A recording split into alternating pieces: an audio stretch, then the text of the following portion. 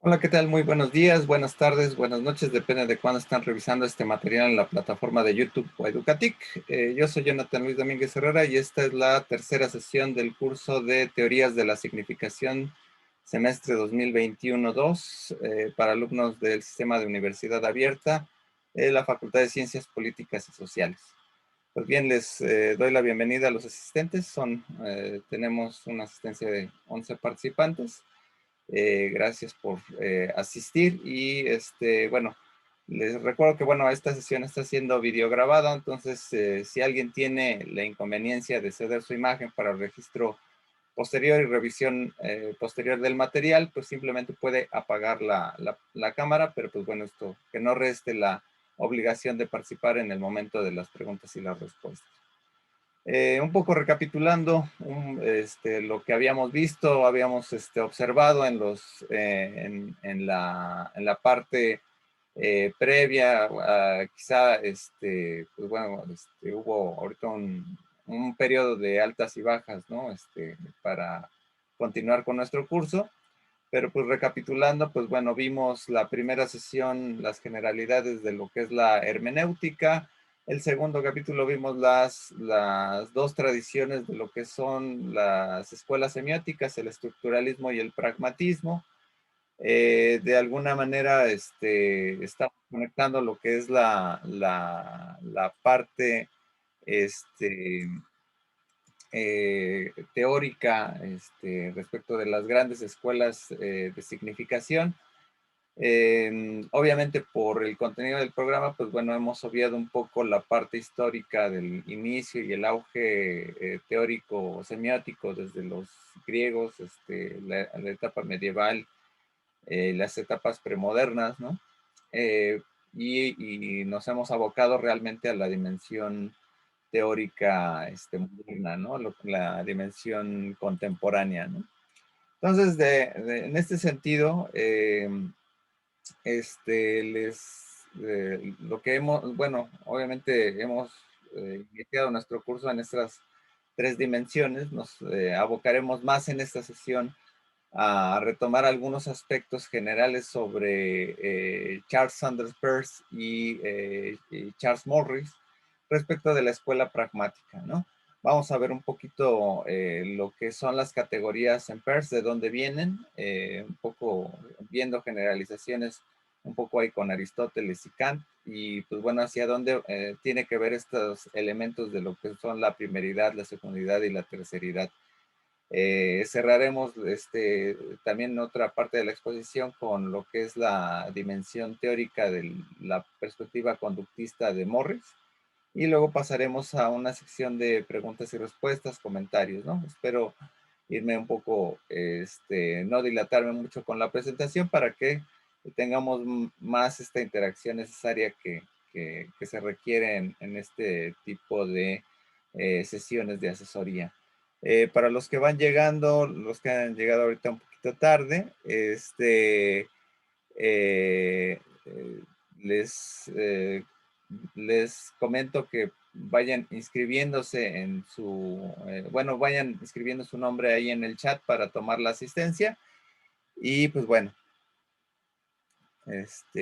voy a compartir pantalla.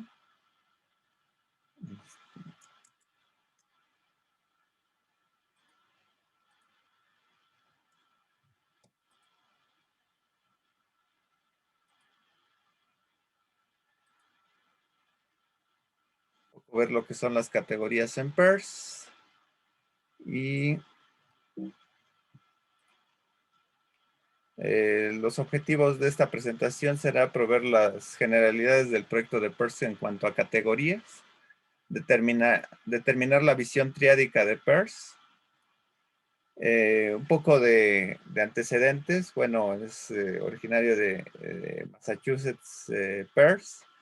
Su formación fue como químico, estudió en Harvard, ¿no? Luego comenzó a trabajar en United Coast and Geodetic Survey. Y en el 65-67 publica un artículo fundamental que se llama Una nueva lista de categorías, Después se detiene por ahí hacer algunas investigaciones fotométricas, ¿no? En Hopkins comienza a dar clases de lógica en el 79, en el 84, ¿no? Publica en el 83, 1883 estudios en lógica. En el 87 se muda a Pensilvania, ¿no? Después en el 1908 escribe un Negligent Argument, un argumento a favor de la existencia de Dios. Y pues bueno, fallece en 14 en Milford. Bueno, es un poco interesante luego revisar la dimensión histórica, ¿no? de Peirce, debido a que, pues bueno, hablábamos la sesión anterior que era un creyente, etcétera, en términos, eh, ¿cómo se le dice? Anglicanos católicos, ¿no? Va a influir mucho en su dimensión filosófica también, en su concepción de la dimensión como, que tiene que ver un tanto con el sujeto, ¿no? El sujeto en tanto de la interpretación, ¿no? Para hablar un poquito del tema de hoy, pues vamos a retomar lo que es un poco algunos elementos, ¿no? Que se señalan al hablar de la lógica. Y la lógica va a ser importante para Peirce porque de alguna manera lo va a ver como sinónimo de semiótica. Entendemos a la lógica como una ciencia formal, ¿no? Que trata con su objeto de estudio, que es la representación, y que está alrededor del conocimiento. Muchas veces se tratan los criterios de verdad y lo que es la razón, ¿no? En estas dimensiones, ¿no? La verdad en términos de que no se alcanza la realidad, sino un límite en términos del discurso. Eh, Existe por ahí lo que sería la lógica matemática y la lógica proposicional. La lógica matemática, pues bueno, es generar en términos de símbolos la relación de las proposiciones. Y de alguna manera, pues bueno, cuando se habla de la lógica proposicional, pues bueno, tratamos de generar, pues bueno, planteamientos a través de una argumentación que de conexión a la reducción de elementos de verdad o que nos permitan dar la conexión de ciertos elementos para que nuestro argumento sea fehaciente. Esta conexión de argumentos se da por términos medios o elementos que están conectados alrededor de una significación comprendida por enunciados. Entonces, lo que podemos tener, por ejemplo, aquí en pantalla, ¿no? Pues aquí es una especie de acertijo, ¿no? En donde más o menos lo que tenemos es dar valores a lo que tenemos, por ejemplo, ahí en pantalla, ¿no? Por ejemplo, tenemos unos símbolos, ¿no? Que expresan más o menos valores, ¿no? Es una calabaza, una cebolla, ¿no? Y nos da el valor de igualdad a 6.5 kilos, ¿no? Luego tenemos otro valor de igualdad, ¿no? De una calabaza, un pepino y, bueno, otro vegetal, no sé qué sea. Tenemos que fundamentar la dimensión de igualdad, ¿no? Tenemos que ir representando 2 kilos, ¿no? Tenemos estos vegetales, ¿no? Y el enigma sería pues encontrar esto, ¿no? Entonces, lo que hacemos muchas veces en la lógica es buscar términos de igualdad o en este sentido elementos que estén alrededor de lo que nos significa cada enunciado, ¿no? Entonces, de alguna manera, pues vamos dividiendo, por ejemplo, aquí tenemos 2 kilos y pues lo lógico a lo mejor es separar 1 kilo y 1 kilo, ¿no? Y entonces aquí ya tenemos valores, por ejemplo, aquí directamente posibles, ¿no? De igualdad, ¿no? Entonces separamos aquí un elemento, ¿no? De 1 kilo, ¿no? Entonces ya tenemos el valor de correspondencia de lo que es la calabaza, ¿no? Que serían 5.5, ¿no? Y entonces aquí ya tenemos 5.5, ¿no? más otro kilo que es esta otra verdura, ¿no? 6.5, ¿no? Entonces, vale 2 kilos, ¿no? Cada pepino, ¿no? Entonces aquí tenemos un resultado de 4, ¿no? Si es que lo hice bien. En este sentido, ¿no? Lo que corresponde para tener una conclusión, una derivación, es encontrar que hay términos medios, ¿no? A que cuando encontramos entre enunciados son elementos que se corresponden, ¿no? Muchas veces cuando tenemos un enunciado por un argumento, ¿no? Por ejemplo, todos los hombres son mortales, ¿no? Juan es mortal como el caso. Encontramos los valores de igualdad, ¿no? Eh, Juan hombre, ¿no? Hombres mortales, hombre en la primera y segundo enunciado. Y por conclusión tenemos valores de igualdad al final, ¿no? Juan es un mortal, ¿no? Entonces, para eso, antes en el detenimiento de la construcción lógica viene a determinarse lo que son las categorías. La categoría tiene que ver con cómo se determina la realidad en términos de valores de representación. Las categorías pueden agrupar ciertos elementos que están afectando a la sustancia o un elemento determinado en la realidad, ¿no? O sea, una persona, de alguna manera no podemos conocer más que la forma en que se da la explicación de la realidad. Y de alguna manera lo que tenemos alrededor de la persona son afectaciones, son elementos o accidentes. En este sentido, Aristóteles comienza a diseñar lo que son las categorías para acercarnos al carácter fenoménico de lo que es la realidad o cualquier elemento, ¿no? O sea, si determinamos lo que es la existencia, por ejemplo, de una mesa, ¿no? La mesa de alguna manera va a estar accidentada, ¿no? En términos de lo que, de si tiene una cantidad, tiene una relación, tiene ciertos elementos, ¿no? Por ejemplo, aquí tenemos la mesa, ¿no? Entonces podemos decir es una mesa, ¿no? Tiene la cualidad de que, bueno, la mesa es café, ¿no? O sea, entonces la cafezosidad, ¿no? Se interviene con la substancialidad de la mesa, ¿no? Por ejemplo, podemos hacer relaciones, por ejemplo, la mesa es más grande que las sillas, ¿no? Por ejemplo, en este caso, ¿no? O sea, tiene un valor de correspondencia alrededor, ¿no? Eh, por ejemplo, aquí dice este lugar, ¿no? Por ejemplo, la mesa está al lado de la pared, o está en la cocina, o está en la sala, etcétera, ¿no? Podemos determinar varios elementos así. El tiempo, ¿no? La mesa tiene como existencia un año, ¿no? O desde que se creó, pues bueno, ha durado un tanto de tiempo, ¿no? Puede tener una situación, la mesa está, aquí está al revés, ¿no?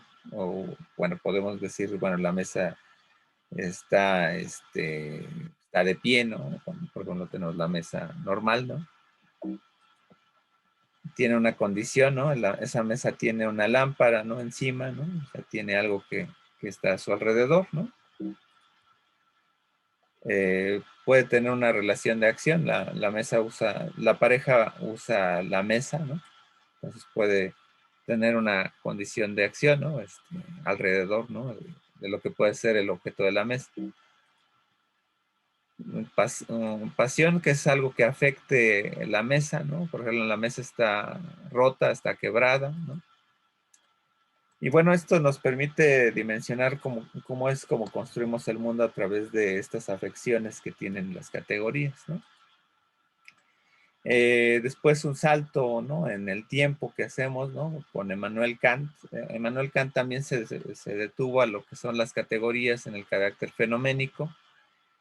Y bueno, un poco el planteamiento, ¿no? De lo que es Kant, ¿no? Es que, por ejemplo, hace una relación de lo que son las cosas en sí, los números, y que de alguna manera cada uno de nosotros da una parte de nosotros para que el objeto tenga un sentido con lo que estamos viendo, ¿no? Es una construcción entre sujeto y objeto para dar carácter a la representación. Los objetos puros no existen como tales, sino que nosotros los tenemos que, de alguna manera, como iluminar a través de nuestra percepción, nuestro conocimiento. Sin embargo, pues bueno, si en algún carácter, ¿no? Cada uno de nosotros estuviera viendo una jirafa, ¿no? Podríamos preguntarnos, ¿no? ¿Quién de nosotros ve de mejor manera a esa jirafa? Entonces, de alguna manera, cada uno de nosotros nos damos cuenta que tenemos ciertos caracteres limitados en el sentido de que tenemos una perspectiva de ver, por ejemplo, la jirafa. Sin embargo, cuando hacemos una relación del concepto jirafa, ¿no? Nosotros lo que compartimos también es una manera general de percibir la jirafa dentro de lo que tiene que ver con la cosmovisión, la manera de percibir la jirafa. Por lo regular, si representamos una jirafa, por lo regular, eso es un ejercicio de niños que siempre tenemos, en donde, por así decirlo, vamos a pintar una jirafa más o menos con una estructura vista de lado, ¿no? Entonces, donde más o menos la estructura pues, se ve de lado, la figuramos con sus cuatro patas, etcétera. Y pueden haber varias variaciones, ¿no? De la jirafa, ¿no? Entonces, donde más o menos se ve, bueno, aquí está relativamente en 3/4, pero más o menos no cambia la perspectiva, ¿no?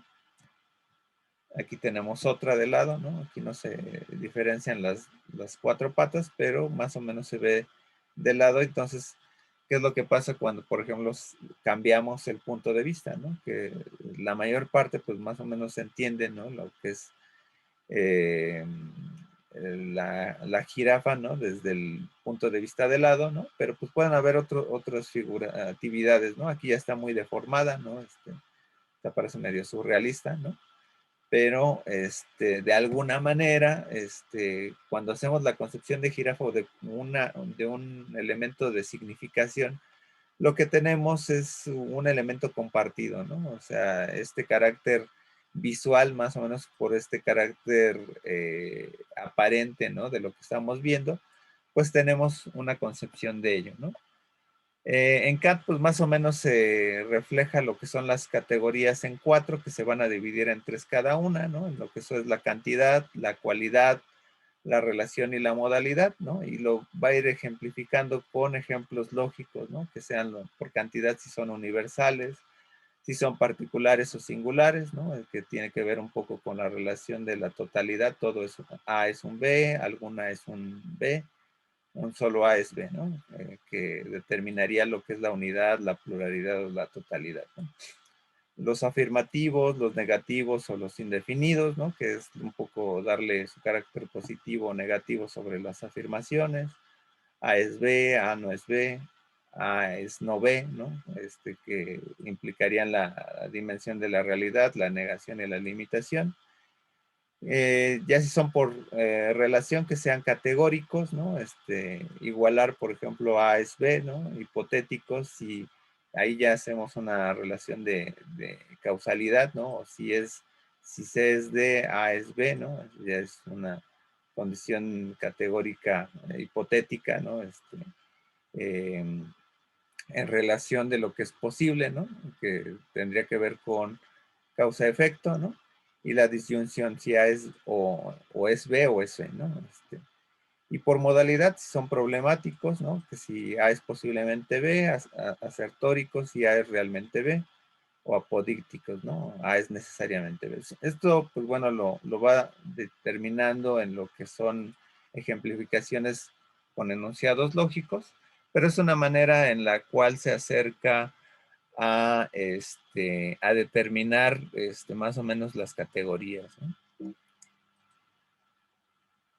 Bueno, ya habíamos comenzado a ver la sesión pasada, ¿no? Que bueno, en Peirce, como químico, pues bueno, va a dimensionar las categorías y pues bueno, él va a determinar que solamente son 3 tipos de categorías, ¿no? En este texto que se llama una nueva lista de categorías de 1867, ¿no?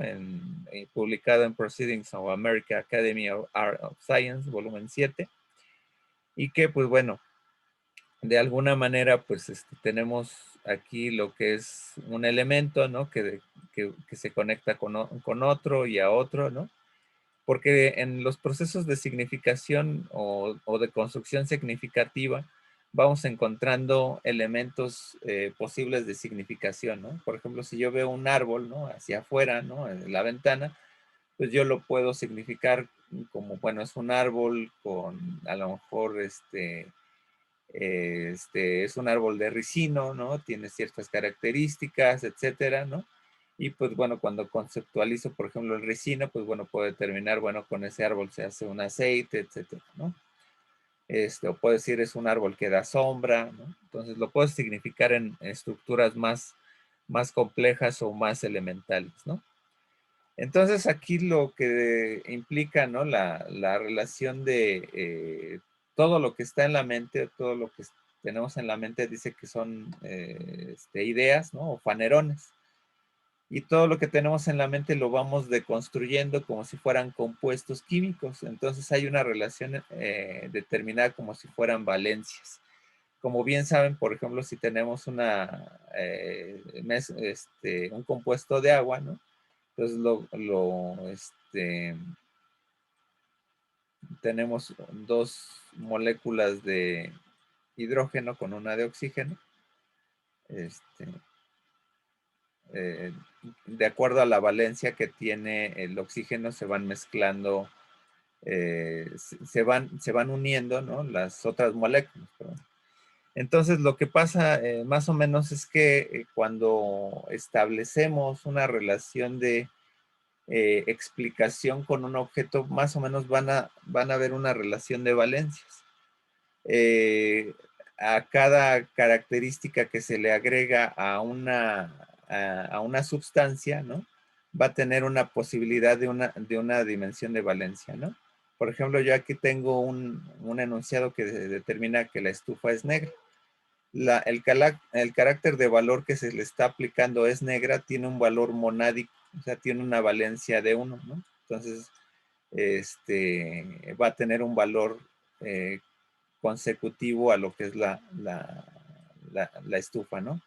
El predicado afecta a la estufa, siendo la estufa una sustancia y el verbo permite la relación dada entre ambos, ¿no? La estufa establece una relación monádica, o sea, como si tuviera un valor de una valencia, y el verbo como elemento sin categoremático, o sea que el verbo solamente se comprende en relación con los elementos que la afectan, ¿no? Es una especie de elemento que no determina, salvo que esté acompañado de un predicado. O sea, aquí, como en la relación lingüística, ¿no? De análisis, ¿no? Morfosintáctico, pues bueno, aquí el sujeto es afectado por otro objeto, ¿no? Entonces, para esa afección, ¿no? Pues hay una implica que la relación de sustancia tiene una relación de mónada, ¿no? Sin embargo, de repente cuando aplicamos dos objetos que igual podrían, si cambiamos luego el orden, ¿no? De el lugar, etcétera, pues bueno, los dos están afectados en una relación comparativa, ¿no? Por ejemplo, si yo pongo las ollas están con la estufa o la estufa está con las ollas, ¿no? Existe una posibilidad automática en donde por la condición de existencia, ¿no? En relación de una con otra, ¿no? Inductivamente, ¿no? Generan una relación diádica, ¿no? En términos de valor, ¿no? Entonces cada uno, esta relación, ¿no? Tiene dos espacios, ¿no? Está con, ¿no? Por ejemplo, esta relación como implica un valor diádico, ¿no? Que está implicando los dos valores, ¿no? Entonces es una relación diádica, ¿no? Eso es en una condición de existencial, ¿no? En donde los espacios implican una relación de dos. Pero de repente nos damos cuenta que cuando construimos la realidad en términos de una ejemplificación o una explicación, nos damos cuenta, y bueno, pues a lo mejor en sus cursos de discurso por ahí escucharon a Austin, ¿no? Y las condiciones de hacer cosas con las palabras, ¿no? En donde habían los enunciados performativos, ¿no? Donde de alguna manera cuando usamos el lenguaje, nosotros tenemos una condición de que aunque yo diga algo, se está pensando algo con una intención. Hay un carácter perlocutivo, una condición en donde cuando yo estoy explicando algo, está en función de que yo estoy significando una realidad determinada, ¿no? Entonces, pueden existir enunciados más complejos, ¿no? Por ejemplo, en donde yo, por ejemplo, digo, la estufa está con las ollas para calentar el guisado. Aquí ya tiene una acción determinada en función de toda una realidad más compleja. Ya no solamente, ¿qué es lo que pasa cuando yo veo la estufa? La estufa tiene una posibilidad de que yo la estoy conceptualizando, ¿no? Pero la realidad no está segmentada como entre la nada y la cosa, ¿no? Sino que está alrededor de muchos otros elementos. Ya lo conocimos inductivamente alrededor de las ollas. Pero lo que pasa es que esa existencia de la estufa tiene un fin. Lo más importante en Perses no es qué significan las cosas, sino qué se puede hacer con la significación, qué es lo que hacen los signos alrededor de nosotros, alrededor de nuestra interpretación. Entonces aquí yo tengo un valor triádico, ¿no? Porque estoy generando tres elementos, la estufa, las ollas y el guisado. Entonces, hay enunciados que aquí yo ya tengo la función de la estufa, ¿no? Que está en relación con algo, que son las ollas, ¿no? Para tener una función determinada, ¿no? Entonces aquí ya hay un valor triádico, ¿no? Entonces aquí hay tres espacios que se van a llenar con una construcción más o menos de una especie de valencia de tres valores, ¿no? Y entonces aquí se vuelve una relación triádica, pero que no se puede resolver con la suma de dos relaciones diádicas, como decir, la estufa está con las ollas o algo está, o las ollas para calentar el guisado, ¿no? Sino que solamente se puede comprender en la totalidad. O sea, es un tipo de enunciación triádica que si yo pongo las ollas para calentar el guisado, ¿no? Y la estufa está con las ollas, ¿no? Implicaría que son dos enunciados diádicos, ¿no? Pero que en la suma de una totalidad se simplifica en una triada. Entonces, que es más o menos como se establece muchas veces cuando yo pongo todos los hombres son mortales, ¿no? Como una relación diádica, ¿no? Entre dos valores, ¿no? Y luego otro, en una relación monádica, ¿no? Como en un enunciado, y luego el otro enunciado como Juan es mortal, como otra relación monádica.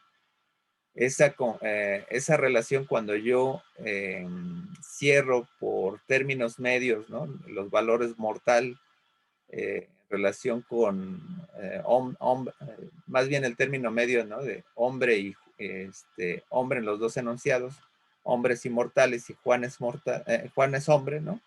Entonces yo lo que simplifico, Juan es mortal, ¿no? O sea, tiene una relación triádica al resolverse por una conclusión.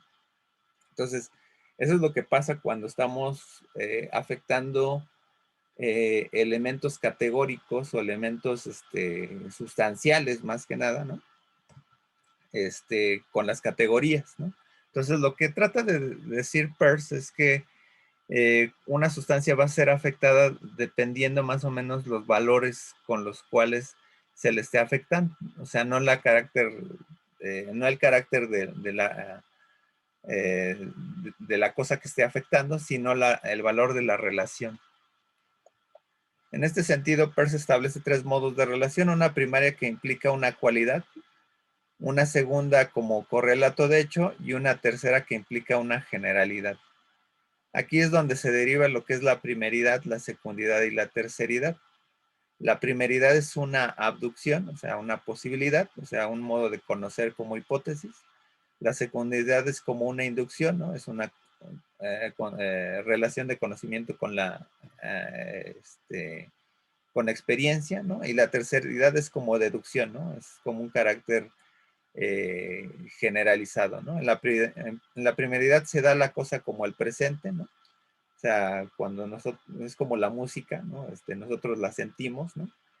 Después la reflexionamos en el pasado, ¿no? ¿Qué es lo que me afectó, etcétera? Y la terceridad como método científico trataría de pronosticar lo que puede suceder cada vez que escucho, por ejemplo, esa melodía, ¿no? O sea, pues, me va a provocar, por ejemplo, angustia o felicidad, ¿no? Por ejemplo, ¿no? Las categorías de Peirce, por un lado, implican las maneras en que pensamos el pensar de los objetos que se encuentran a nuestro alrededor. O sea, cuando yo veo un árbol, pues de alguna manera, pues yo explico, el árbol es verde, ¿no? Pero yo, de alguna manera, cuando digo el árbol está al lado de otro árbol o está en el bosque, ¿no? Es una relación diádica, pero yo puedo ya a darle una función a ese árbol como el árbol me da sombra, ¿no? Es una relación triádica, ¿no? Entonces, ya hacemos todo un ejercicio deductivo, ¿no? Con la función de los objetos, ¿no? Las proposiciones las descomponemos en clases, ¿no? De alguna manera decimos, pues, la verdosidad del árbol, ¿no? O los tamaños, ¿no? Por ejemplo, ¿no? Entonces, bueno, aquí está un poco la bibliografía, ¿no? Sobre una lista de categorías de Peirce, ¿no? Y pues bueno, poco ahí también pueden luego revisar la plataforma, ¿no? Un argumento a favor olvidado de la realidad de Dios. Está, por ejemplo, el grupo de estudios persianos en la Universidad de Navarra, ¿no? Ahí pueden encontrar gran parte de sus textos traducidos. Está este texto de que es espacio, tiempo y categorías en Kant, ¿no? Está en internet. Eh, eh, Sería muy interesante que si tienen dudas sobre Peirce revisen los videos de Danim Magnat, es un doctor que da clases en la Universidad Veracruzana y tiene su sitio de internet que se llama lafondafilosófica.com. También tiene su canal de YouTube que explica de una manera muy, muy, muy interesante a Peirce, ¿no? Y otros temas filosóficos, ¿no? Pero implica mucho la relación del sentido filosófico posible de Peirce, ¿no? Sin entrar en contradicciones, luego cita sus referencias, sus textos, ¿no? Es muy, muy bueno, ¿no?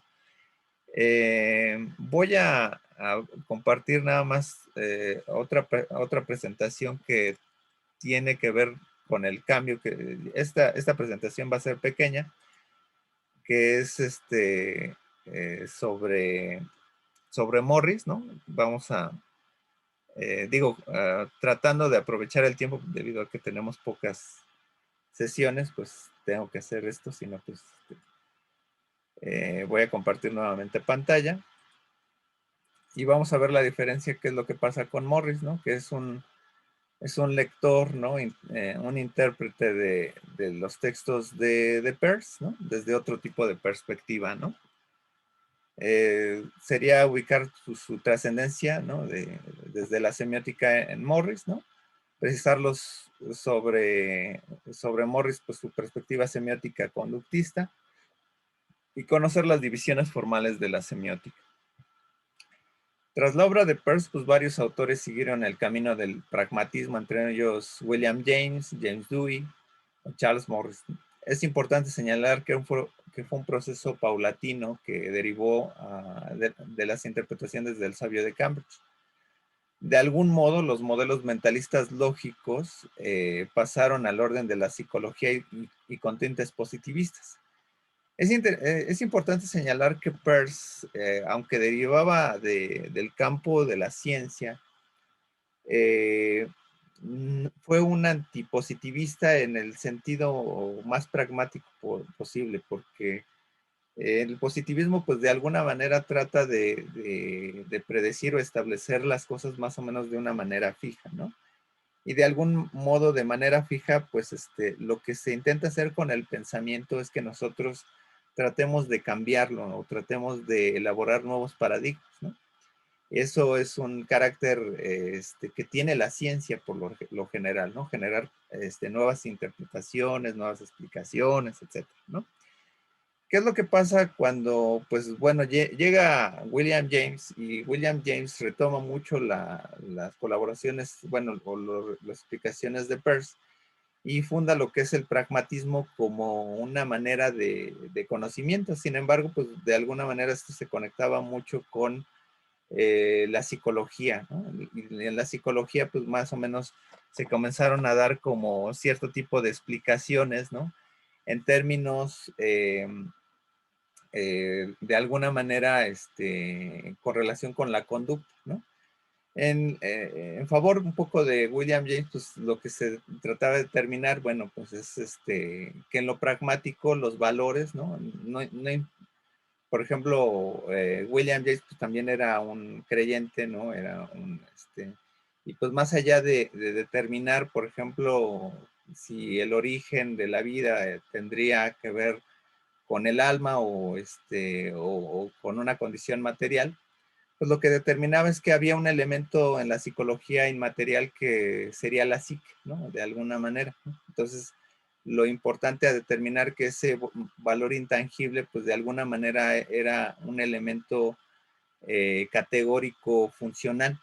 Entonces, de alguna manera, nosotros, por ejemplo, si comparamos, por ejemplo, disciplinas o escuelas filosóficas entre, por ejemplo, el entendimiento digo, el empirismo y, por ejemplo, el racionalismo, ambos convergen en que lo importante es generar la idea, ¿no? O tenemos la idea en la mente, ¿no? Entonces, lo pragmático genera en simplificar, ¿no? Los elementos de contradicción en ver qué es lo que tienen en común. Entonces, de manera aplicada, ¿no? O de manera pragmática, pues bueno, en la psicología la idea pues, debería conducirse mucho con las conductas, en cómo nos comportamos o lo que significamos está relacionado con lo que hacemos. O sea, nuestra significación está dada por nuestras acciones. Entonces, después esto implica la fundación, obviamente, de lo que son las escuelas funcionalistas, ¿no? En Norteamérica, ¿no? Con lo que sería, por ejemplo, el interaccionismo simbólico. Por ahí está George Herbert Mead, por ejemplo, ¿no? Y pues bueno, en el carácter, pues bueno, psicológico, pues bueno, Charles Morris llega, ¿no? Y retoma, pues bueno, todas esas implicaciones para determinar cómo se puede implicar los valores de la semiótica. Entonces, bueno, Morris, pues fue un ingeniero, ¿no? Hizo su doctorado en la Universidad de Chicago con Mead, ¿no? Se fue abocando, pues bueno, por el problema de la significación y los símbolos, ¿no? Fue presidente de APA, que no la APA que conocemos de las citas, si mal no recuerdo. Bueno, en el 38 genera lo que es la teoría, los fundamentos de la teoría de los signos, ¿no? El 46 saca otro texto que es similar, que son signos, lenguaje y conducta. El 58 al 78 pues fue investigador y profesor de la Universidad de Florida, ¿no? Sus referentes fueron George Herbert Mead por el interaccionismo simbólico, de Peirce por el sentido pragmático, de Ogden y Richards por el triángulo semiótico, de Bertrand Russell pues retoma lo que es la filosofía analítica, de Rudolf Carnap pues también su visión analítica, de Cassirer pues retoma lo que es el homo symbolicus, el hombre simbólico, de Edward Sapir pues lo que es su visión lingüística antropológica, de Blomfield, por ejemplo, retoma la visión conductual de Watson, y de Jacobson también se va a ver influido, por ejemplo, por el formalismo ruso, ¿no? O sea, de la dimensión que implica la relación de la comunicación. O sea, hay una relación con la significación muy implicada con elementos, con el ser humano, que generan lo que sería una función fundamental que es la dimensión comunicativa, ¿no? Una perspectiva netamente basada en la psicología conductual y positivista es la que encierra Charles Morris, y dice: una ciencia de los signos puede desarrollar con el máximo provecho sobre una base biológica y específicamente dentro del marco de la ciencia de la conducta. Eso lo dicen Signos, Lenguaje y Conducta. Y verá el signo dentro de procesos causales, ¿no? Entonces, su plan de la obra, por ejemplo, de fundamentos de la teoría de los signos, es juntar todo lo referente al estudio de los signos para problematizar los alcances de la semiótica, establecer las dimensiones de la semiosis y la semiótica y reflexionar sobre los procesos, sobre los problemas filosóficos y lingüísticos alrededor de la disciplina. De alguna manera comienzas una gran reflexión sobre la semiótica debido a que le da un carácter de la metaciencia, ¿no? Aquí yo puse con mayúscula ciencia, precisa porque dice, la semiótica es una ciencia más y además todas las ciencias se pueden construir con la semiótica, ¿no? O sea, de alguna manera lo que es la semiótica es el organón de las ciencias porque no hay ninguna ciencia que no use signos. Entonces, si todas las ciencias usan signos y la semiótica, su carácter establecido es analizar los signos, pues de alguna manera se establece como un organón de las ciencias, ¿no? Es analizar cómo de alguna manera los signos nos generan conocimientos y son con ello, con estos elementos categóricos o de conceptos, ¿no? Son entes comunicables, ¿no? Entonces, es interesante darle este carácter fundamental, ¿no? Donde tiene un valor totalmente epistemológico, ¿no? La división del signo y la semiosis para Morris va a ser un tanto diferente, a diferencia de lo que es la concepción de Peirce, porque de alguna manera, pues en Peirce habíamos visto tres elementos, ¿no? En donde se establece lo que es el interpretante, el objeto y el representamen. Y entonces, pues, para Morris va a implicar elementos que salen de la mente y se aterrizan en la conducta en una relación de causa y efecto. Él va a determinar lo que es el vehículo signo como si fuera el representamen. El objeto lo va a dividir en designatum y en denotatum, y el interpretante pues lo va a determinar entre lo que es el interpretante y el intérprete, ¿no? Por ejemplo, tenemos un vehículo sígnico, que por ejemplo, podrían ser las palabras de Juan a Pedro, algo lo está diciendo Juan a Pedro, ¿no? El designatum, ¿no? Sería el tema de la conversación. Por ejemplo, están hablando de un examen, le está diciendo, oye, pues vamos a estudiar para el examen, etcétera, ¿no? Y el denotatum, pues, implica las referencias que tienen ese examen, ¿no? Por ejemplo, el examen va a ser de matemáticas, de cálculo diferencial, etcétera, ¿no? El interpretante es el hábito o la conducta que va a tener Pedro respecto de las palabras de Juan, que Pedro se prepara para el examen, ¿no? Va a tener esa conducta, ¿no? A diferencia de lo que sería el hábito para Peirce, ¿no? Aquí es la conducta, ¿no? Lo que implica como una reacción. O sea, Pedro se prepara para el examen y el intérprete de esto, pues va a ser Pedro, ¿no? Aquí va a ser una relación causa y efecto, si nos damos cuenta, ¿no? El vehículo signo, ¿no? Va a implicar al final que Pedro se prepare para el examen. O sea, va a ser como acción y reacción. En este sentido, pues tiene que ver mucho más con una relación positivista conductual, ¿no? Entonces, aquí pues de alguna manera va a haber una implicación afín a lo que es la inspiración conductista de Bloomfield, ¿no? En donde, pues bueno, Bloomfield pues, más o menos tenía un esquema ya de comunicación, ¿no? Que hay un hablante, ¿no? Hay un acto del habla, ¿no? Y hay un oyente receptor, ¿no? De alguna manera, pues esto va a ayudar mucho a la relación que tenemos con el esquema anterior del vehículo signo con la conducta del intérprete o del interpretante. Y entonces se establece que, pues bueno, a relación con, por ejemplo, los elementos, ¿no? Que implican el denotatum, ¿no? Por ejemplo, los mensajes, ¿no? O lo que implica todo esto, pues va a haber una relación de un proceso lineal de la comunicación. Entonces, de alguna manera, esto se converge mucho con una relación comunicativa, porque se espera una respuesta, ¿no? Una especie como de retroalimentación, una especie de feedback, ¿no? Entonces, para esto, pues bueno, esto va a ser importante, ¿no? Para Morris, ¿no? Cuando implica relaciones con el vehículo sígnico o el signo, ¿no? Va a dar una relación sintáctica de cómo se establece el signo con otros signos, ¿no? Entonces es una relación sintáctica, ¿no? Entonces empieza la sintaxis, la comparación que hacemos con un signo con otro signo, ¿no? Si en cambio, por ejemplo, hacemos una relación del signo con el objeto al cual trata de denotar o designar, o el designatum o el denotatum, va a ser una relación semántica, ¿no? Si hacemos una relación del signo con lo que implica la conducta de los demás, ¿no? O sea, ya sea el intérprete o el interpretante, ¿no? Va a ser una relación pragmática, ¿no? Porque va a ser qué uso tienes del signo, ¿no?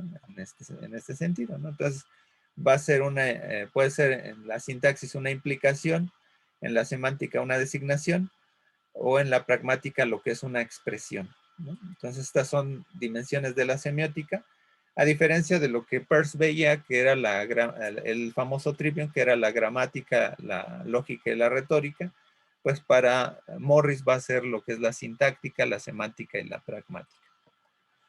Entonces, ¿cuáles son los alcances de la semiótica? La semiótica es el lenguaje para hablar de los signos, ¿no? Se establece a través de él un sistema deductivo, ¿no? Y se establece así un metalenguaje con la semiótica y sus divisiones como la semiótica pura. La semiótica pura es, por ejemplo, tratar de dimensionar cómo son los objetos en su dimensión conceptual, pero esta solamente es aterrizada de los fenómenos a través de lo que es la semiótica descriptiva, ¿no? O sea, cuando tratamos de explicar qué es un concepto, ¿no? Por ejemplo, podemos tener el concepto de árbol, ¿no? Pero el concepto árbol lo implicamos como una categoría que es un término, ¿no? Que puede denotar una significación determinada, ¿no? En una morfosintaxis puede ser el núcleo del sujeto, etcétera, ¿no? Si yo pongo el árbol da sombra, ¿no? Pues bueno, le doy una semiótica descriptiva en cuál es la función de esa palabra, ¿no? Y qué es lo que puede significar dentro de su contexto determinado, ¿no? Bueno, sobre el lenguaje, pues bueno, la semiótica pues tiene esta relación concomitante con el signo y el lenguaje, ¿no? Si es aplicable al signo, pues es aplicable al lenguaje, ¿no? Entonces la semiótica tiene esa dimensión, ¿no?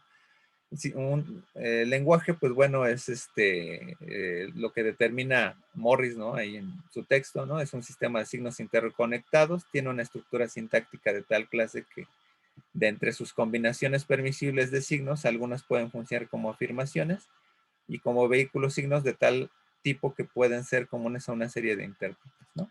Ahí está totalmente conectada si se habla entonces de semiótica y de signo, podemos implicar o aterrizarlo al carácter de lo que es el lenguaje, ¿no? El lenguaje, pues, es una mezcla entre lo que es lenguaje sintáctico, lenguaje semántico y lenguaje pragmático. Y se pueden estructurar lenguajes especiales a partir de lenguajes universales. Por ejemplo, en la visión purista del lenguaje, pues solamente lo implicamos en dimensiones, por ejemplo, verbales, ¿no? Pero hay una connotación del lenguaje, ¿no? Que se establecería como una intervención de elementos que a través de sus formas se conectan unos y otros, ¿no? Y cuando se habla de lenguajes universales, pues bueno, es que más o menos podemos aplicar estos principios universales a otro tipo de expresiones, ¿no? Entonces hay una dimensión dual de la lingüística, que es la estructura del lenguaje que controla los hechos objetivos, o sea, las cosas que más o menos significan un enunciado y los elementos que establecen, por ejemplo, lo que es la conducta, ¿no? Esto pues, de alguna manera va a estar implicado mucho con teorías del discurso, por ejemplo, incluso pragmáticas, porque pues bueno, no solamente qué es lo que se dice, sino qué efectos tiene con lo que se dice, ¿no? Y pues bueno, la sintaxis, bueno, y las reglas sintácticas, pues bueno, son reglas de formación y combinación, y que pues bueno, con la sintaxis también se pueden generar transformaciones o derivar oraciones de otras, ¿no? Por ejemplo, esto implica mucho, por ejemplo, la relación que tenemos por ejemplo, la lengua y el habla, ¿no? Por ejemplo, en donde yo entiendo más o menos la gramática y la sintaxis de un lenguaje, ¿no? Y yo con ello puedo estructurar nuevas oraciones a través de paradigmas, ¿no? Más o menos yo puedo establecer que más o menos conozco la lógica de un lenguaje, ¿no? Y que, bueno, aquí viene el ejercicio que muchas veces pasa con los niños, ¿no? Que se determina en algunas ocasiones, como por ejemplo yo no sabo, ¿no? Y que están usando la lógica, ¿no? De sintáctica y gramática, ¿no? De la estructura, ¿no? Y pues bueno, a veces por convenciones esto se dice, pues yo no sé, ¿no? Pero pues pero si más o menos cuando conocemos, por ejemplo, un verbo regular, ¿no? Y empleamos un nuevo verbo, ¿no? Pues por ejemplo, le damos las terminaciones que podrían ser formales, gramaticales en una estructura de un verbo ya conocido, ¿no? Entonces, aquí se establece precisamente lo que es la semántica pura y la semántica descriptiva. La semántica pura, que es la dada en los objetos tal cuales, y la semántica descriptiva cuando la tratamos de explicar correlaciones, por ejemplo, lógicas, categóricas, etcétera, ¿no? Y bueno, por un lado, pues bueno, también están los tipos de signo, ¿no? La semiosis, los signos indéxicos, que por ejemplo, cuando un signo denota un objeto, ¿no? Por ejemplo, que sería equivalente al índice de Peirce, más o menos. Los signos caracterizadores, que son los que denotan polisemia y se combinan, por ejemplo, pues pueden ser símbolos, ¿no? Bueno, para Morris es un símbolo, ¿no? Que por ejemplo yo puedo decir gato, ¿no? Pero pues gato puede ser gato hidráulico, gato juego, ¿no? Gato ayudante, ¿no? Etcétera. Y signos universales que denotan cualquier cosa, ¿no? Por ejemplo, vida, ¿no? O por ejemplo pueden ser, yo puedo, en los signos universales pueden ser categorías, ¿no? O sea, que yo puedo agrupar varios elementos a través de ellos, ¿no? Y pues bueno, hay tipos de pragmática y pragmática de la significación, ¿no? Y aquí separamos que, por ejemplo, hay elementos, por ejemplo, si yo veo un árbol, ¿no? Pues se establece que yo, por ejemplo, el árbol no significa que me esté comunicando, miren, yo soy un árbol, ¿no? Sino que lo significo, ¿no? Pragmáticamente en función de mi conocimiento, ¿no? Y, por ejemplo, si yo veo un cartel en donde se pinta un árbol, ¿no? Si hay una intención de una persona en donde yo determino, ¿no? Que hay una implicación entre lo que se significa, ¿no? A través de un elemento causal que es una persona que está tratando de significar algo para mi conveniencia, ¿no? Y bueno, las conclusiones, la postura de Morris es conductual, abandona el sentido metafísico de Peirce. Su postura logra aterrizar en términos concretos o analizables al signo y detalla las dimensiones de la semiótica como campo formal estructurado de la disciplina, ¿no? Bueno, aquí algunas fuentes, ¿no? De Benavides, está aquí en torno a la filosofía de la comunicación, de Eliseo Díez Itza, ¿no? El lenguaje, estructuras, modelos, procesos esquemáticos, un enfoque pragmático. De Charles Morris está el texto, Fundamentos de la teoría de los signos, y signos, lenguaje y conducta, ¿no? Que es también otro texto que es muy, muy similar al primero, pero pues bueno. Entonces, bueno, ya con esto, entonces, ahora sí termino esta exposición y pues bueno, ahora sí, bueno, los que hayan llegado tarde, no olviden poner su nombre en el chat para escribir para tomar su asistencia, ¿no? Y pues bueno, pues bueno, soy todo oídos, bueno, para los que quieran participar, si alguien tiene algún comentario, duda,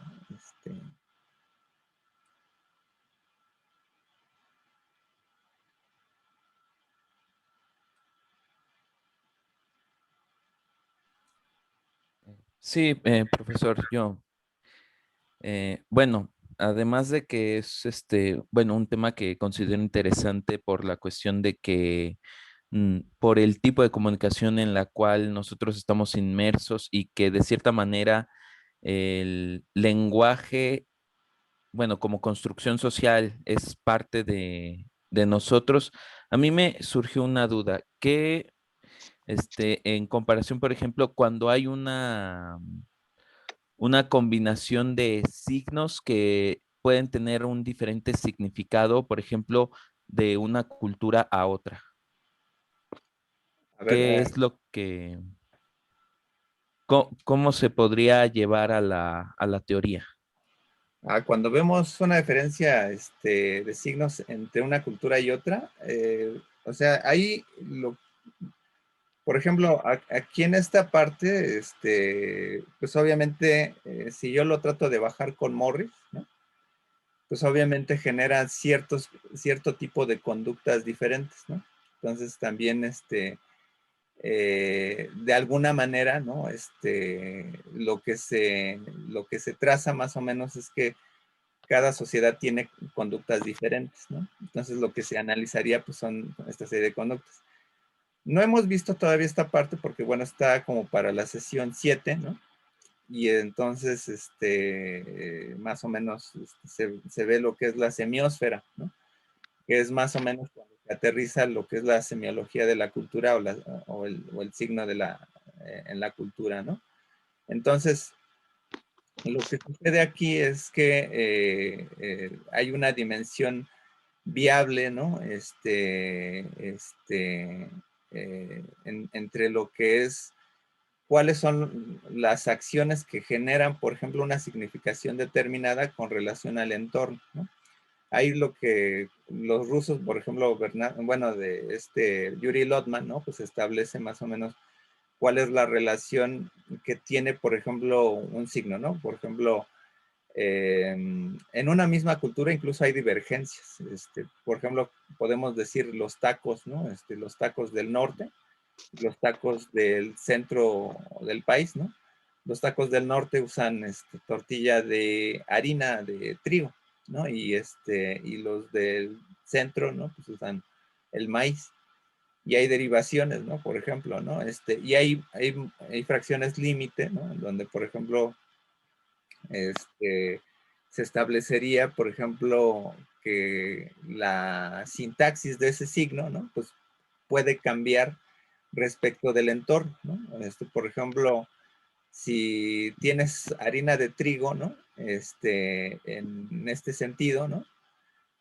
Lo que pasa es que se puede parecer mucho, por ejemplo, a las tortillas árabes, ¿no? Por ejemplo, ¿no? Entonces ahí tiene elementos donde la sintaxis y la composición son similares, ¿no? Pero la función, aquí la función cambia, ¿no? Porque, por ejemplo, el taco árabe, pues le puedes poner el kebab, ¿no? Por ejemplo, ¿no? Y de ahí viene, pues, más o menos una similitud, por ejemplo, en la tortilla de maíz, por ejemplo, con los tacos al pastor, ¿no? Por ejemplo, ¿no? Entonces ahí lo que estaríamos relacionando, por ejemplo, si yo lo pongo en la perspectiva de Morris, es cuál es la función que se ejecuta con ese signo, ¿no? Lo ponemos muy claramente, por ejemplo, con la famosa suástica, ¿no? La suástica porque antiguamente pues tenía una función espiritual. Y cuando se plantea, por ejemplo, en una función, pues, por ejemplo, en la época alemana, ¿no? En la época del nazismo, ¿no? Pues tiene una conformación del Tercer Reich, ¿no? Entonces, de alguna manera, ¿no? Lo que se establece es que eh, hay una dimensión viable, ¿no? Entre lo que es la función, ¿no? Y cuál es el uso que tiene este signo, ¿no?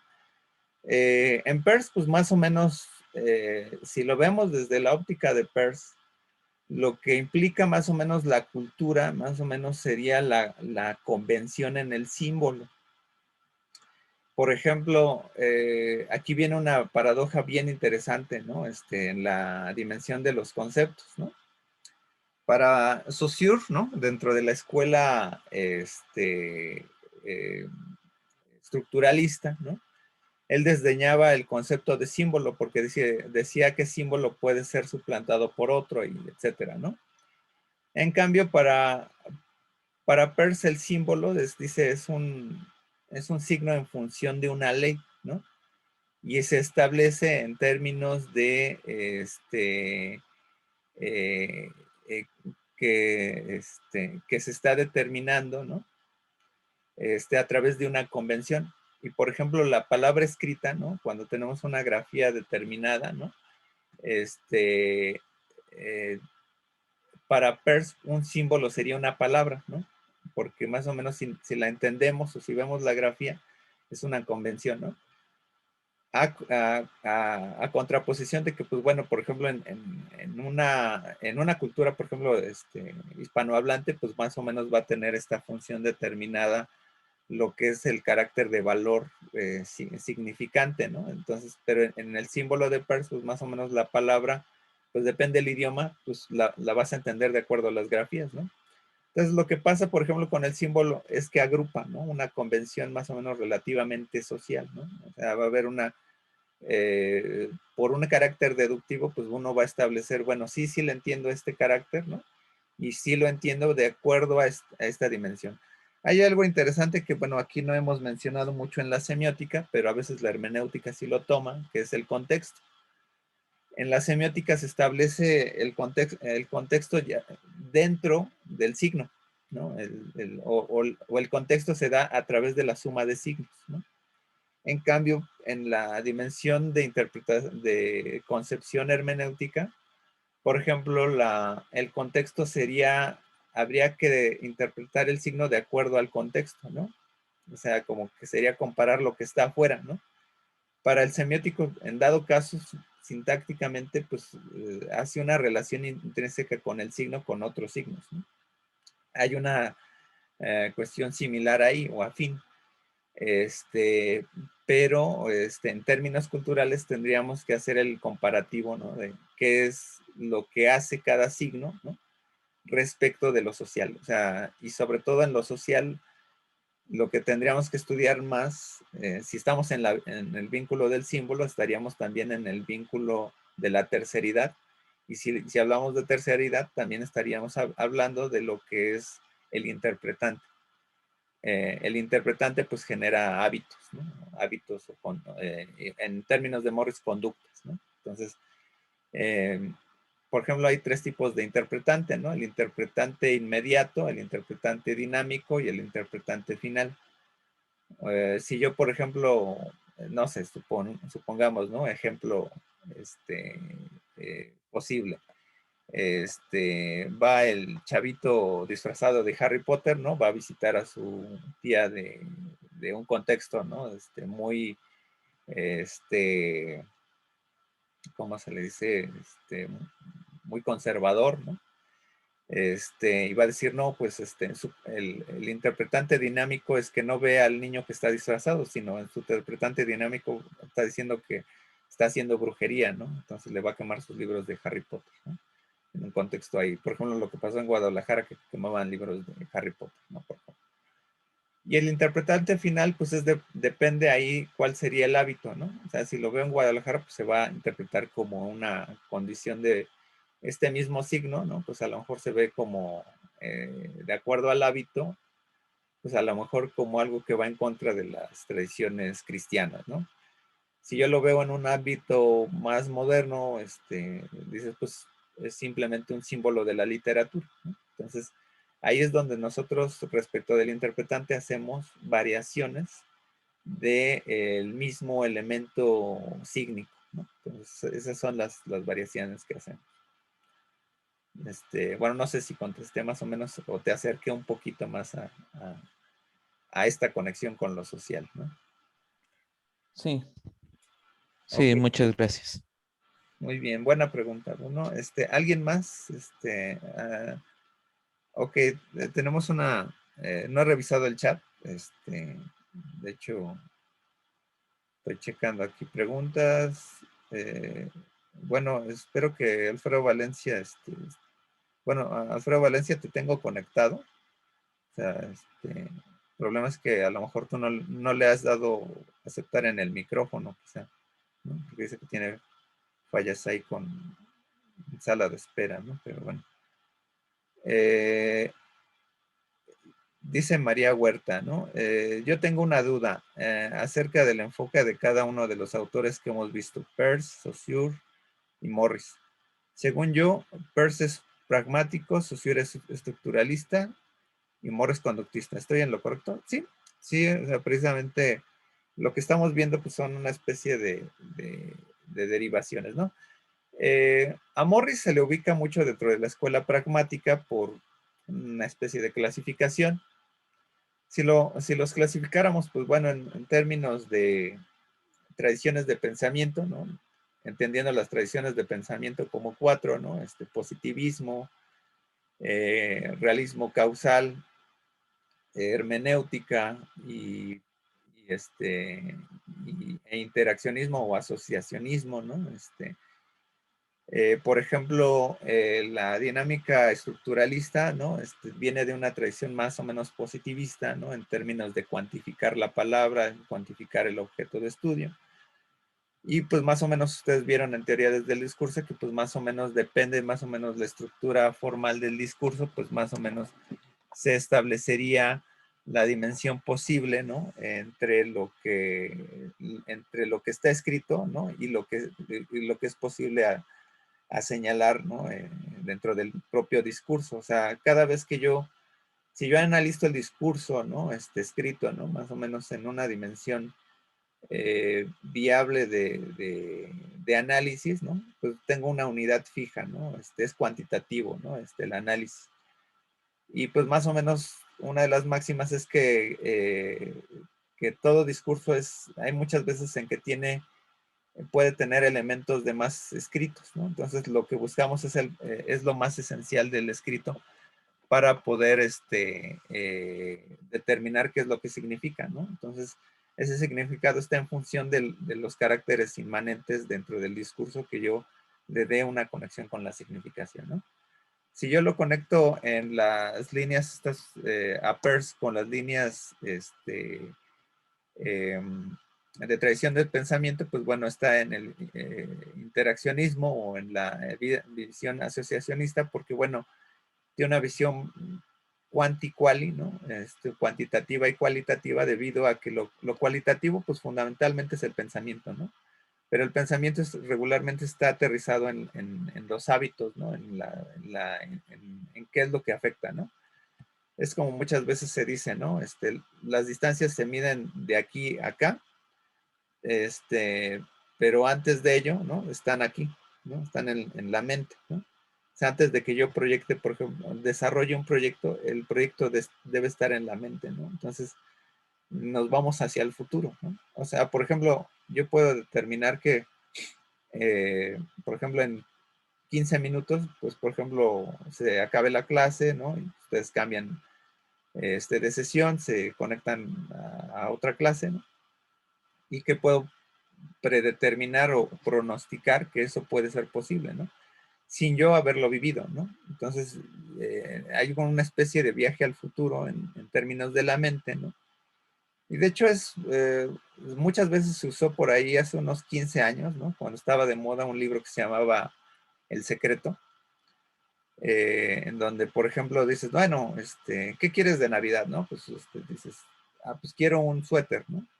Pues bueno, de repente, pues yo a mí me regalan en vez del suéter, ¿no? Me regalan el libro del secreto, ¿no? Porque el secreto dice que si tú deseas algo, tú lo vas a obtener, ¿no? Si tú lo mentalizas, ¿no? Tú vas a buscar los factores para llegar a ese punto, ¿no?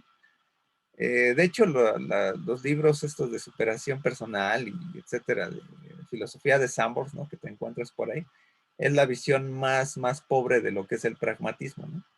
A través de una idea que tú generas, tú puedes transformar el mundo, ¿no? Entonces, el discurso viene después, ¿no? O sea, el discurso, la dimensión cuantitativa vendrá después. Entonces, de alguna manera esto se simplifica en esta dimensión en donde integramos cómo se ve una dimensión cualitativa, cuantitativa, ¿no? Morris es una especie de híbrido, ¿no? En términos de lo que es, se establecería, por ejemplo, la parte, por ejemplo, cuantitativa en la conducta, ¿no? O sea, tiene una parte positivista, ¿no? Aunque refleja mucha parte del pensamiento, pero lo aterriza más en la parte positivista, ¿no? Ya cuando vemos, pues bueno, o sea, el estructuralismo, pues bueno, bebe más un poco de la tradición positivista, ¿no? el pragmatismo de Peirce pues más de una dimensión cualitativa, ¿no? Y pues por ejemplo en Morris pues es una dimensión más cuantitativa y más cualitativa, ¿no? Entonces cada perspectiva pues se va a nutrir de estos elementos, ¿no? Entonces de alguna manera pues es lo importante a vislumbrar aquí, ¿no? No sé, algún otro que quiera mencionar algo.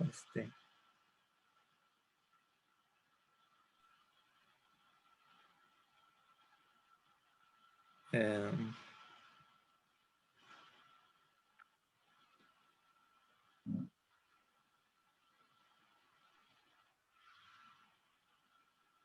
ok, a ver, alguien más, no sé, estoy leyendo, estoy buscando aquí en el chat. Bueno, no sé, creo que no logró conseguir escucharnos Alfredo Valencia, pero Eh, Profesor, buenos días. buenos días. Sí, a mí me quedó una duda acerca de la división de signo y la semiosis. Entiendo que la semiosis es una actividad de parte de la conducta o proceso que involucra el signo, pero en esta parte de la división ya no me quedó tan clara a pesar del ejemplo. Ah, ok. Es buena pregunta, ¿no? La diferencia entre la semiosis y el signo, ¿no?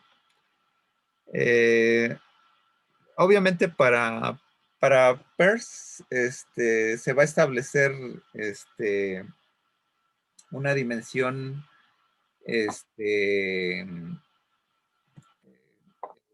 fundamental, ¿no? Entre el estudio de la semiótica es el signo, ¿no? Pero este signo, el signo no es algo inamovible, pues, ¿no? El signo siempre va a estar en consecución con el conocimiento. Entonces, de alguna manera, el tema de la semiótica para Peirce es el establecimiento del signo como objeto de estudio, pero la viabilidad de objeto de estudio es la transformación también, ¿no? O sea, en Peirce se ve que el signo, pues de alguna manera se va a deconstruir o reconstruir con con la viabilidad de que el signo esté significando constantemente cosas. ¿Qué quiero decir con esto? Si yo, por ejemplo, veo el árbol, ¿no? Alrededor mío, ¿no? Veo un árbol, ¿no? Y yo lo establezco como la significación del árbol, ¿no? Se puede significar en varias cosas, ¿no? O sea, puede ser una metáfora. Bueno, puedo ver el árbol verde, ¿no? Pero puedo ver el tipo de árbol que sea, por ejemplo, un árbol de ricino, o puedo ver, no sé, un pino, ¿no? Por ejemplo, ¿no? Y puedo clasificarlos en varias categorías, ¿no? Lo importante aquí es que de la categoría de árbol, ¿no? Pues pueden haber varios árboles, ¿no? Entonces ya no es un solo signo, sino que se deforma, ¿no? Entonces la semiosis es algo que interactúa con el interpretante, ¿no? Entonces, esa es una óptica, ¿no? En el caso de Morris, ¿no? La semiosis va a estar funcional, ¿no? En la dimensión de la conducta, ¿no? Entonces, de alguna manera, ¿no? Se establece que la semiosis funciona, pero hay en función de la causa y efecto, ¿no? O sea, va a estar dimensionada, ¿no? En que yo veo yo veo humo, ¿no? Y me puedo espantar, ¿no? Mi conducta puede ser de reacción, ¿no? Puede haber fuego y yo me acerco, ¿no?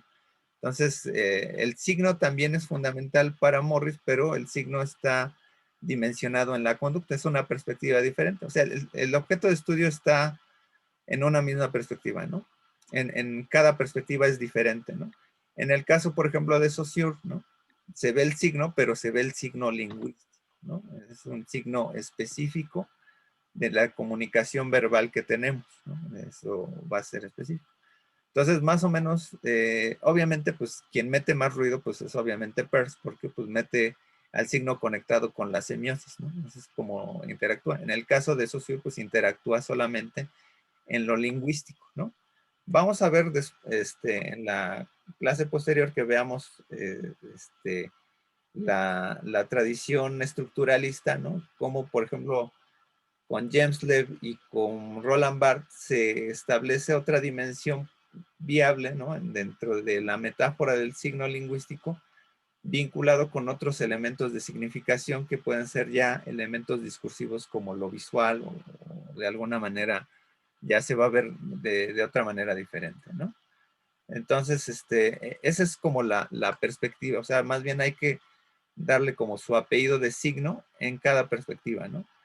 En el caso, por ejemplo, si buscáramos, por ejemplo, un sinónimo de semiosis en el estructuralismo, sería, por ejemplo, el sistema, ¿no? Un sistema de signos es lo que agrupa, ¿no? O autorregula los signos, ¿no? Que es la visión paradigmática, ¿no?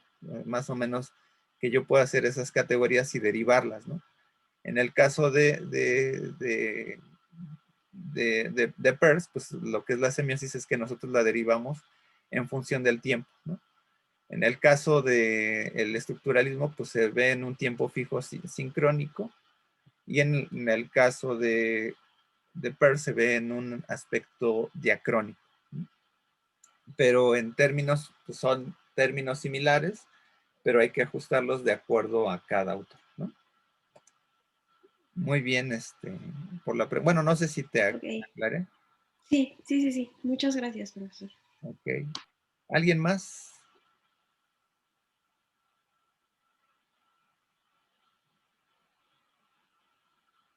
¿Alguien más por ahí? Tenga levantada la mano.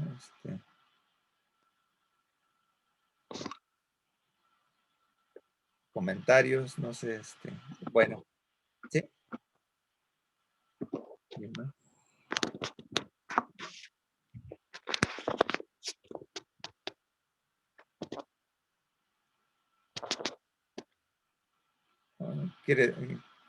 ¿Quieres mencionar algo, José? Concepción.